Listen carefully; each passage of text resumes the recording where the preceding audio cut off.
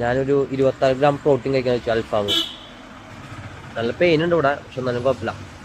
Stitch വെട്ടിയില്ലല്ലോ, വെള്ളിയാഴ്ച ശനിയാഴ്ച വെട്ടല്ലോ. പക്ഷെ 26 ഗ്രാം പ്രോട്ടീൻ കയറ്റാൻ വെച്ചു. രാവിലെ ഓൾറെഡി ഒരു 10-15 ഗ്രാം പ്രോട്ടീൻ കയറ്റിയിട്ടുണ്ട്. പുഴിയ മുട്ടയും അപ്പം ഉണ്ടാക്കിയതൊക്കെ ആയിട്ട് മുട്ട കഴിക്കട്ടെ.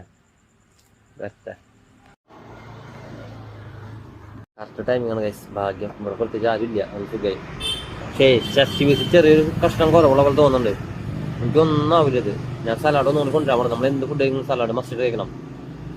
അത് മസ്റ്റ് കഴിക്കണം. അൽഫാം ഞാൻ കാണിച്ചിട്ടാം. ഇത് പ്രോട്ടീൻ, കാർബോഹൈഡ്രേറ്റ്, മിനറൽസ്, ഫൈബർ മെയിനായിട്ട്. ഇച്ചിരി കൂടി ഫൈബർ വാങ്ങിച്ചു. നമ്മളെപ്പോഴും നമ്മൾ ഹെൽത്തി ആയിട്ടാണ് കഴിക്കാൻ ഫുഡ്. ഓക്കെ, ഇത് ഒഴിവാക്കുന്നതാണ് നല്ലത്. പക്ഷെ എന്താന്ന് പറയാ, എൻ്റെ കുഞ്ഞെ മനസ്സായത് തന്നെ ഞാനിത് കുറേ കഴിക്കും. കബോട്ടാണ് ഞാൻ കഴിക്കും. അതിനെന്ത് ക്രൂരനാണല്ലേ ഒരു ബാ കുട്ടാ.